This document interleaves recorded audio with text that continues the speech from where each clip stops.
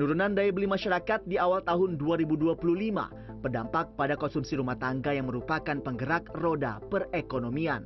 Kondisi tersebut memicu terjadinya spiral deflasi, yakni penurunan harga terus-menerus yang disebabkan rendahnya permintaan dan konsumsi. Menurut pengamat ekonom Eko Listianto, hal ini akan sangat dirasakan oleh masyarakat kelas menengah, sebab masyarakat kelas menengah memiliki sisi konsumsi yang paling besar dalam perekonomian.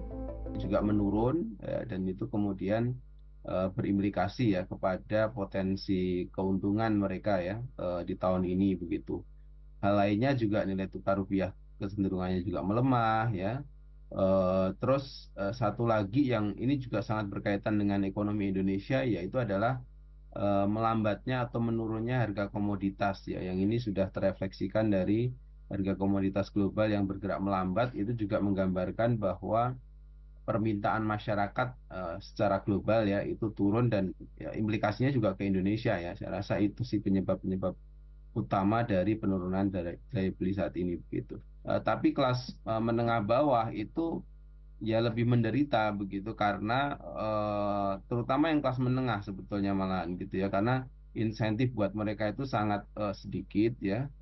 Sementara kalau kelas bawah itu ada bansos ya, ada bantalan berbagai macam eh, kebijakan dari pemerintah ya untuk membantu masyarakat kelas bawah gitu. Jadi kira-kira situasinya seperti itu. Nah, kelas menengah ini yang relatif minim dalam konteks insentif ya, tetapi kemudian dari sisi konsumsi mereka yang paling besar ya di dalam perekonomian gitu.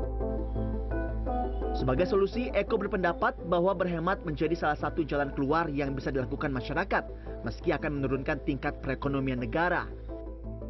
Solusi tersebut dilakukan oleh Nuri yang berprofesi sebagai guru dan ibu rumah tangga.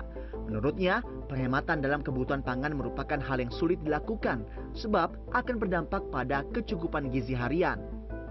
Dalam kondisi perekonomian yang ada, ia justru lebih memilih mengeluarkan uang untuk berbelanja bahan pokok dibanding makan di restoran. Pada akhirnya ketika kita hemat untuk secara kebutuhan yang apalagi untuk perut gitu kan, nggak bisa dihemat karena kan itu kebutuhan yang memang harus kita penuhi gitu. Jadi mungkin akhirnya berdampak ke untuk apalagi di ekonomi menengah ke bawah, akhirnya berdampak ke gizi gitu kan, penurunan gizi itu juga mempengaruhi. Yang harusnya misalnya kita dengan angka uang 50.000 misalnya kita bisa dapat ayam untuk satu rumah, sekarang kan nggak bisa dapat ayam tapi nggak bisa untuk bumbu-bumbu yang lain atau untuk berasnya.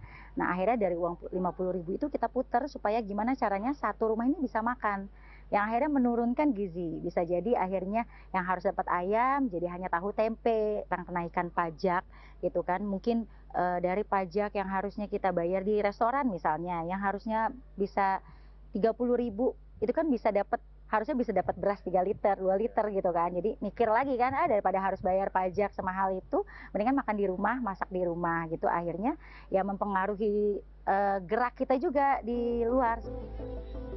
Dalam hal ini, pemerintah diharapkan mampu melakukan beberapa kebijakan yang mampu meningkatkan kembali daya beli masyarakat untuk memulihkan kembali perekonomian negara. Noval Zakwan, Maria Oktober, Jakarta.